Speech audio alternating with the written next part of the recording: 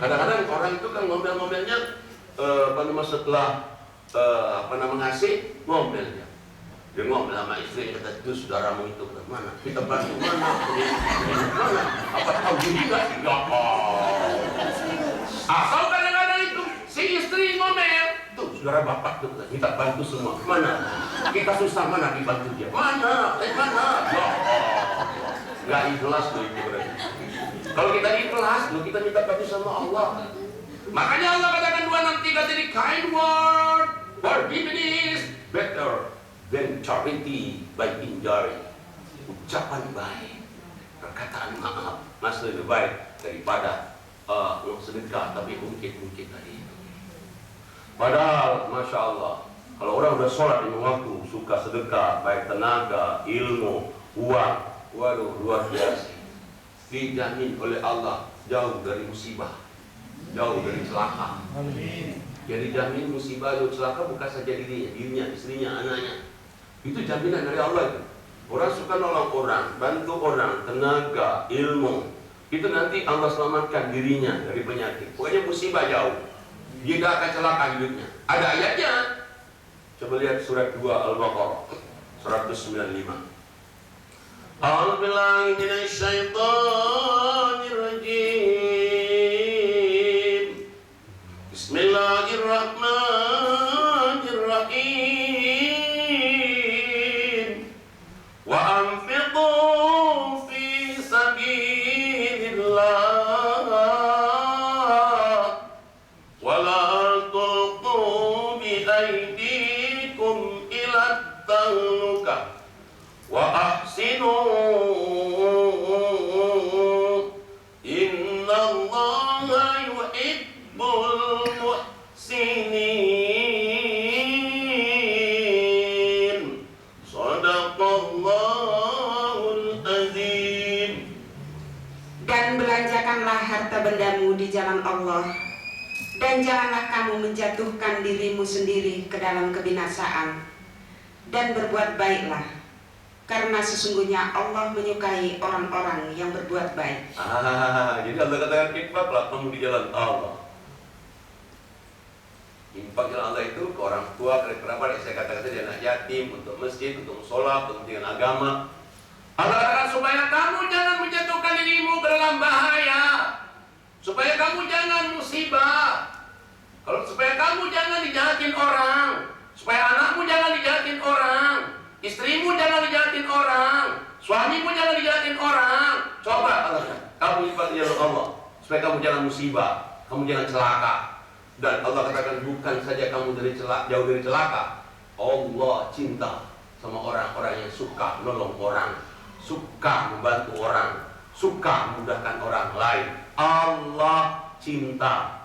Masya Allah, hidup ini kalau kita cintai Allah, mau apa lagi coba? Nah, toh juga kalau kita cegar-cegar juga, yang diutamakan nggak jauh-jauh juga. Nggak jauh-jauh ini utamakan orang tua dulu coba. Kalau masih ada orang tua dulu, mertua dulu, saudara kita dulu, baru anak yatim, baru fakir miskin, baru sabila yang lain. Nggak jauh-jauh sebetulnya.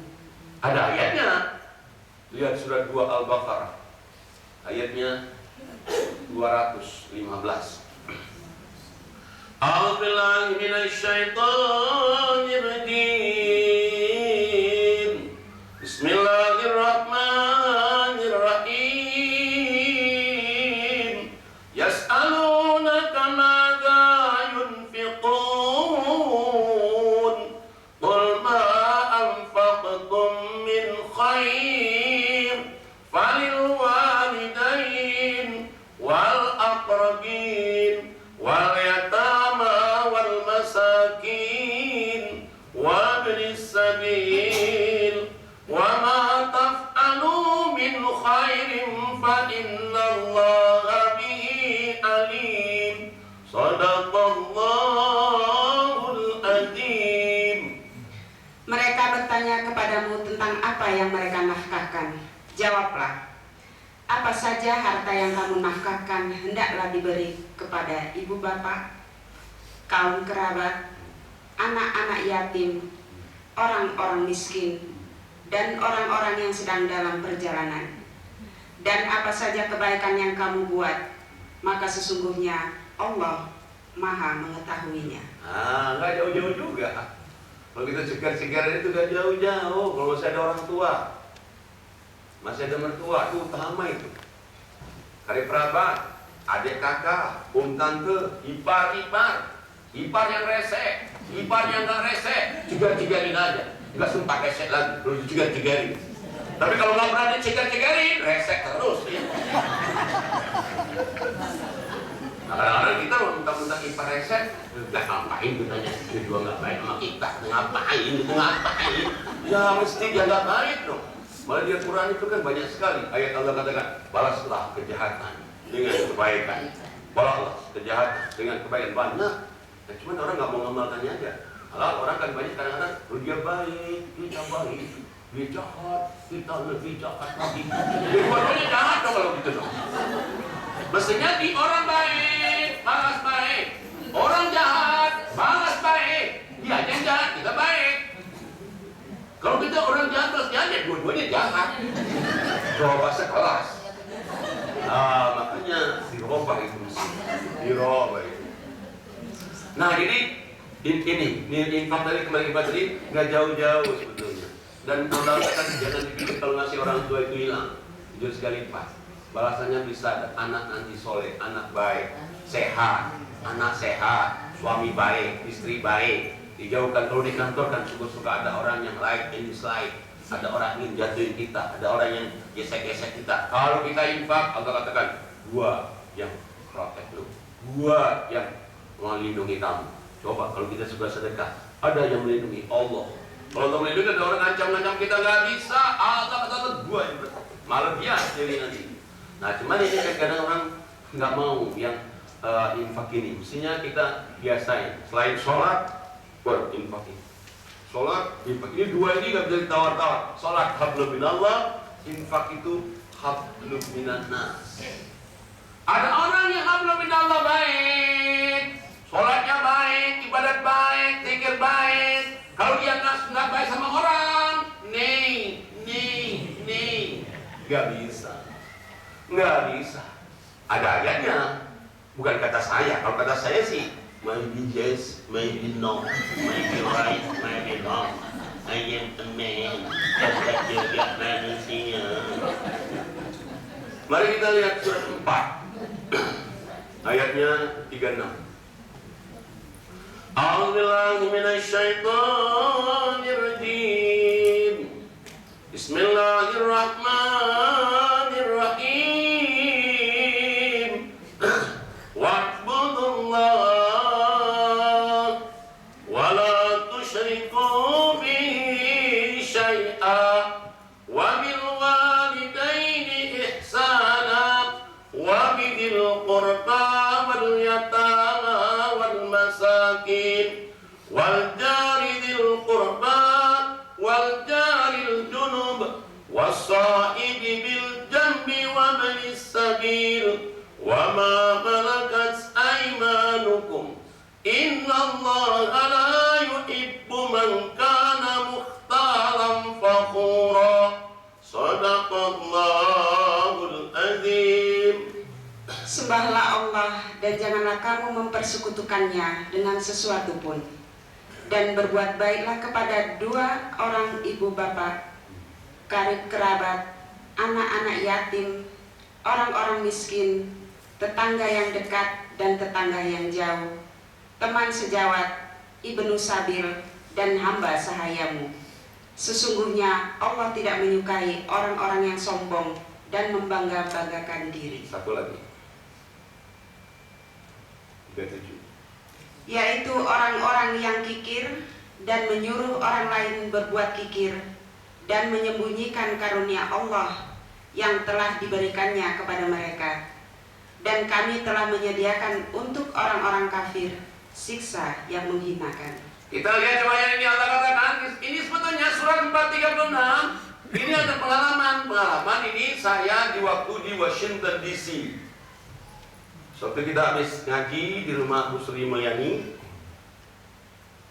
Kemudian kita ngaji lagi di rumah ketua imamnya. Jadi ketua imamnya Saya bawa Quran 50 biji, tinggal semua di Washington DC. Quran itu dari keluarga Pak Tutut. Jadi diberikan aja secara gratis, tapi mereka mau beli, oke, beli, uangnya diamalkan aja. Nah, kemudian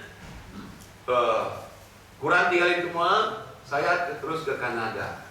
Begitu saya di Kanada, di Ottawa, saya di rumah Dubes. Itu saya di rumah Dubes, malam-malam saya bangun jam 3. Biasanya saya kalau habis tahajud buka-buka Quran. Waduh, saya katakan Quran nggak ada, tinggal di Washington DC semua. Akhirnya apa? Tadi waktu saya mau pergi ke Ottawa, saya dikasih oleh imam tadi sebuah buku kecil bukunya. Buku itu judulnya 10 Ways to Increase Our Earnings. 10 cara untuk nambah penghasilan. 10 cara untuk nambah kebahagiaan. Kata buku itu. Tapi saya pikir buku itu tadi hanya teori-teori manusia. Saya pikir ini bukannya teori manusia ya. Sekarang mungkin benar, kan besok yang belum tentu benar. Saya katakan ini pendapat manusia. Tapi karena Quran nggak bisa dibaca, karena Quran tinggal semua di Washington, maka akhirnya saya gerayang-gerayangin. Tas adalah buku itu. Saya baca buku itu. Begitu saya baca buku itu, isinya apa? Isinya membahas surat 436 ini. 436 ini.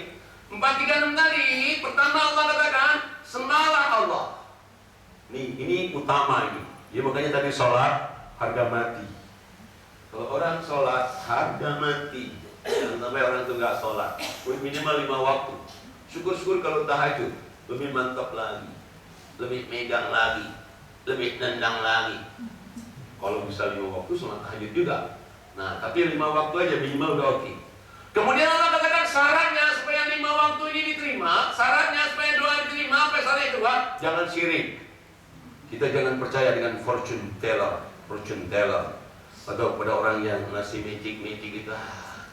Mintalah sama Allah, dengan zikir, dengan istighosah sama Allah, daripada kita ya saya dengan jimat segala itu. Nih. Itu syirik nanti.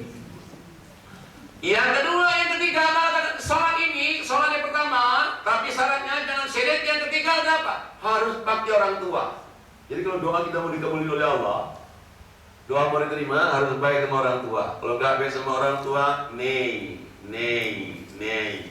Karena ada hadisnya. Ridho Allah itu ridho orang tua, ridho mertua.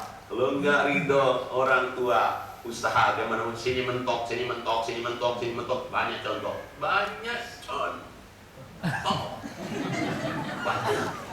Orang nggak baik sama orang tua, orang nggak baik sama mertua, banyak contoh. Hidupnya susah, banyak masalah hidup. Ini makanya orang tua. Kemudian Allah katakan apa lagi selain itu? Kalau ingin kita ini nambah penghasilan, kemudian kita ini supaya kita ini meningkat harkat derajat. Yang keempat Allah katakan selain sholat, jangan syirik. Kemudian lagi baik orang tua, apa? Karib kerabat. Coba itu karib kerabat. Harus itu karib kerabat tuh. Karib kerabat tuh. Dia nggak baik apa kita baikin aja. Pokoknya sampai kalau saya dengar di Indo, bukan di sini. Di Indo itu ada yang 10 tahun gua beradik nggak teguran. Ya Allah. Kita nasihatin aja juga minta maaf sama kakaknya. Dia bilang, aku katanya kaget, tapi kalau kakak yang salah sampai terbalik dunianya, aku tidak akan. Ya Allah. Saya nasihatin ini kakaknya, udahlah kamu adik muda saya, kamu kan salah, gak bisa. Saya orang timur, biar kakak salah benar, tetap adik kata. Coba sampai kiamat gak akan baik. Makanya Allah katakan karib kerabat, kalau mau doa dikabulin, rezeki tambah, gampang. Karib kerabat itu harus. Gak bisa, karib kerabat istri, suami sama. Jangan kita nggak ada yang nggak teguran terhadap karib kerabat. Yang kelima, Allah katakan apa lagi yang kelima? Baru anak yatim fakir miskin. Yang keenam, apa yang keenam? Tetangga dekat, tetangga jauh. Mau agama apapun juga dia, siapapun juga dia, kepercayaan apapun juga dia, tetangga kita baikin. Ini dari Allah. Jangan sampai ada orang nggak baikan sama tetangga karena beda agama. Jangan, harus baik dengan tetangga. Itu perintah Allah, bukan perintah saya. Yang ketujuh, Allah kata kepada siapa lagi? Baik lagi kepada teman sejawat. Teman kita sekolah dulu, waktu kita SD dulu. Teman kita waktu di Indo, baikin. Jangan kita mentah-mentah di Belanda sama teman kita yang susah, siapa dia, seperti gua nggak kenal lu. Gua nggak kenal lu. Ya maaf ya, bukan di sini motonya. Biar di mana di Utrecht, di sini enggak. Ini udah kelihatan baik-baik semua. Yang ketujuh. Yang kedelapan, Allah katakan pada yang kedelapan harus baik pada Ibnu Samir. Siapa itu Ibnu Samir? Orang di jalan Allah, guru agama, guru ngaji, atau imam masjid, apa pengurus masjid. Orang di jalan Allah itu baikin. Ulama, kiai, ustaz. Yang menemukan saya ustaz, yang menjadikan ustaz, jadi minta baik. Ini bukan jangan begitu. Ini kan perintah Allah, pemerintah saya. Kalau saya nama-nama, lihat aja di ayatnya. Jangan nanti punya pikiran, ya karena dia ustaz, karena dia minta baik. Enggak. Karena saya ustaz, tapi ini ayatnya Alhamdulillah. Cek coba di Qur'annya. Itu ke-8. Yang ke-9 Allah katakan harus baik kepada siapa lagi? Harus baik kepada pembokat. Jadi kita punya pembokat, harus baik itu. Kenapa? Dia yang nolong kita. Maaf ya, mungkin nggak tahu pembokat saja. Pembokat itu yang staf ahli belakang. Harus baik. Nah itu yang ke-9. Yang ke-10, Allah katakan apa yang ke-10? Yang ke-10, kalau ingin harkat derajat naik, kalau ingin doa dikabulin, kalau ingin hidup ini makmur, berkarunia akhirat, apa yang ke-10? Jangan somse. Don't be arrogant. Kenapa jangan sombong? Allah katakan sombong itu sifat syaitan. Karena syaitan itu disuruh oleh Allah sujud Adam, nggak mau. Kenapa dia bilang Adam itu dia kan dari tanah. Dia dari tanah. Baru ceritain kemarin, gue lebih dulu masa gue sujud sama dia. Beda dengan malaikat. Malaikat kenapa dia sujud sama Adam mau? Malaikat nggak melihat perintahnya. Dia lihat siapa yang merintahin. Yang merintahin the big boss. Allah merintahin. Makanya samina wa ata'na.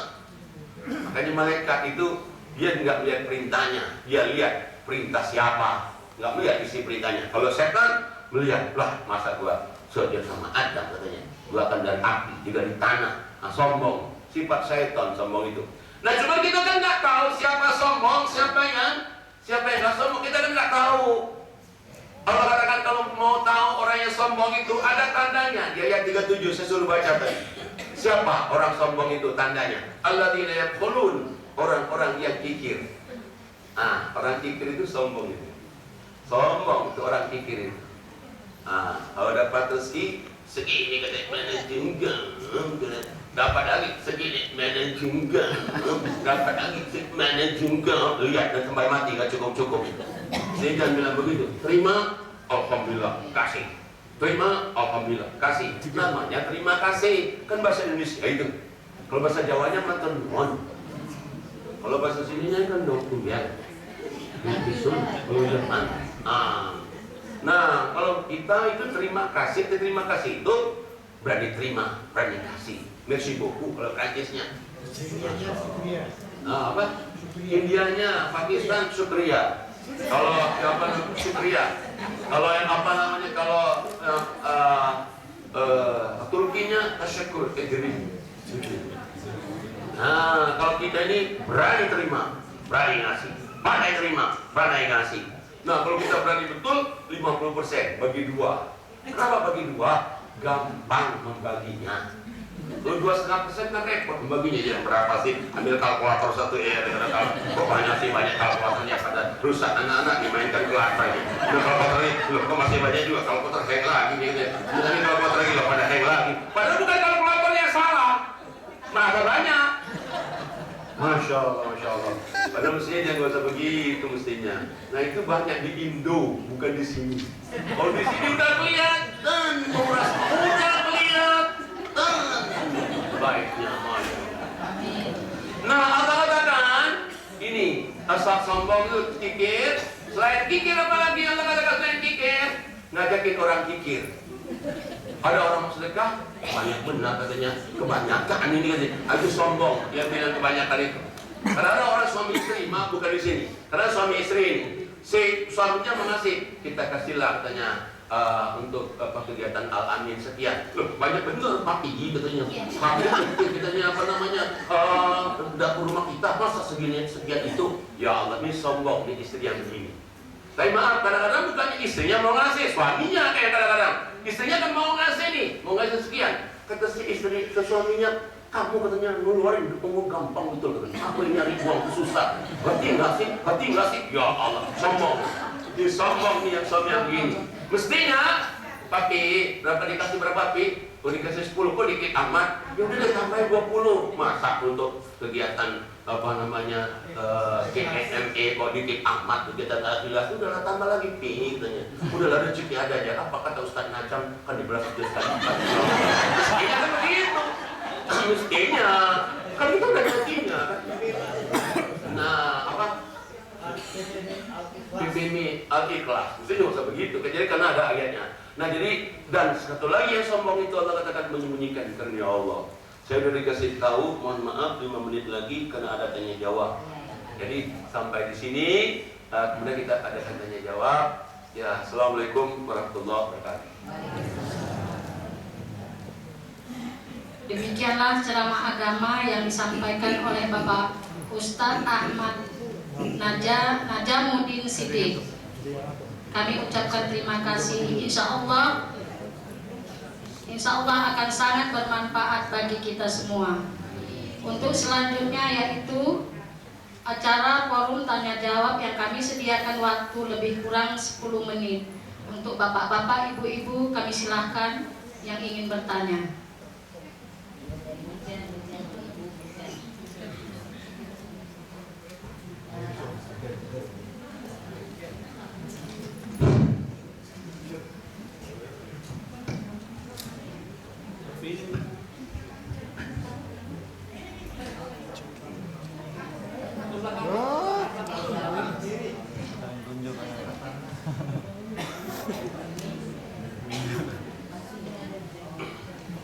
Assalamualaikum warahmatullahi wabarakatuh. Assalamualaikum. Ustaz, saya mau tanya, waktu hari sholat Jumat kemarin, sholat tahajud, sering saya tidak bisa tidur lagi.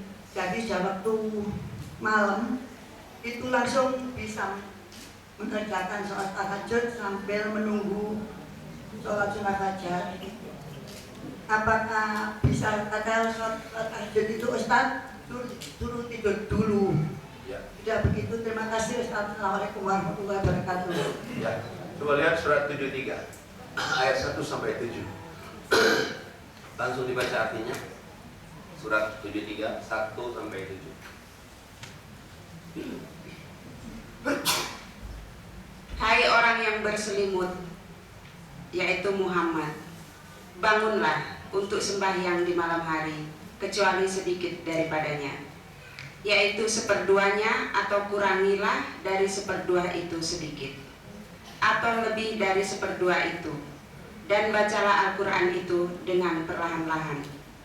Sesungguhnya kami akan menurunkan kepadamu perkataan yang berat. Sesungguhnya bangun di waktu malam adalah lebih tepat untuk khusyuk, dan bacaan di waktu itu lebih berkesan. Sesungguhnya kamu pada siang hari mempunyai urusan yang panjang dan banyak.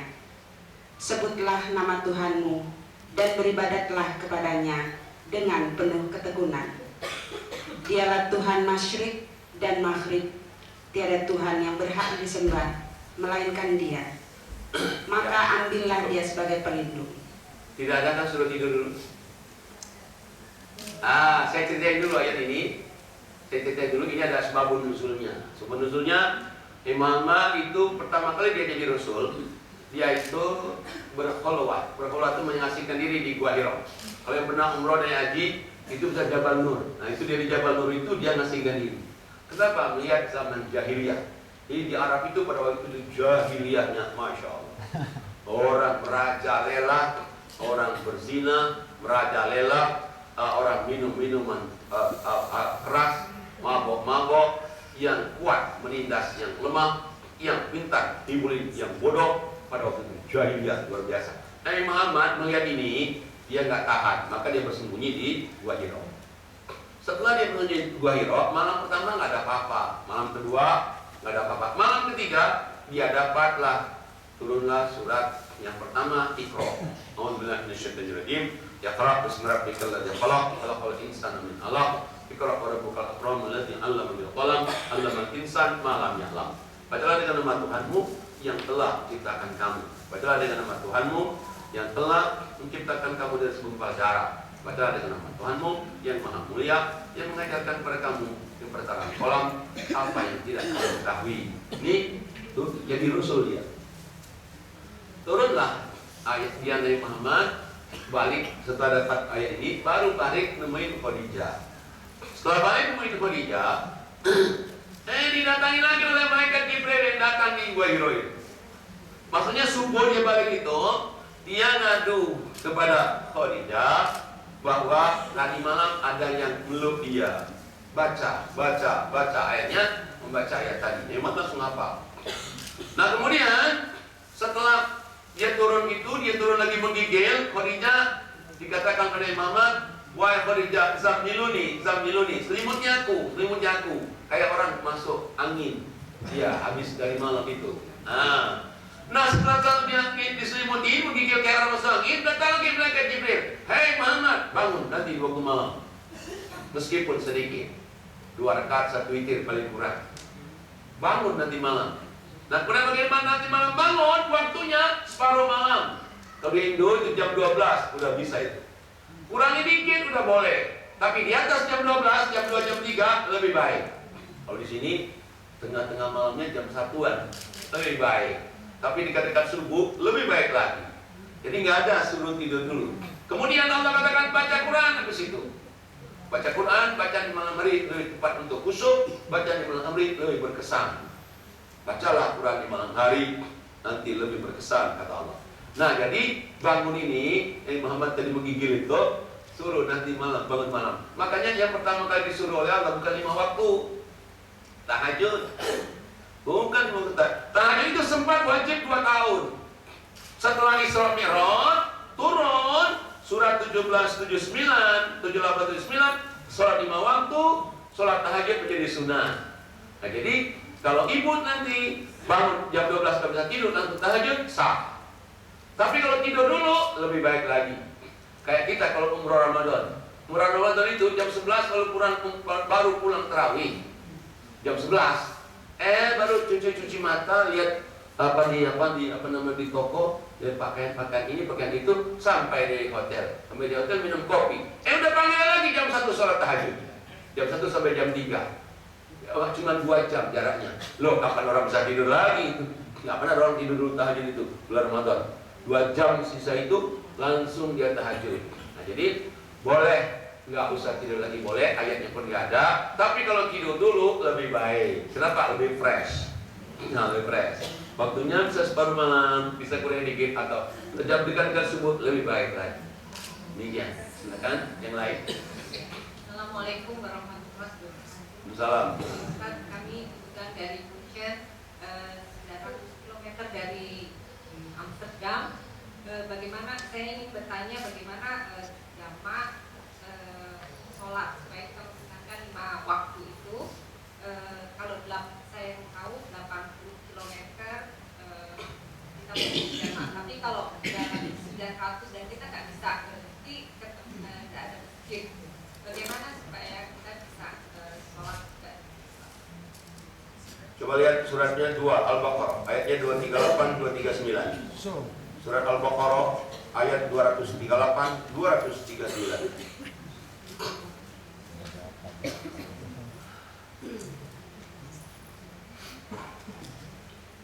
Peliharalah segala sholatmu dan peliharalah sholat wusta.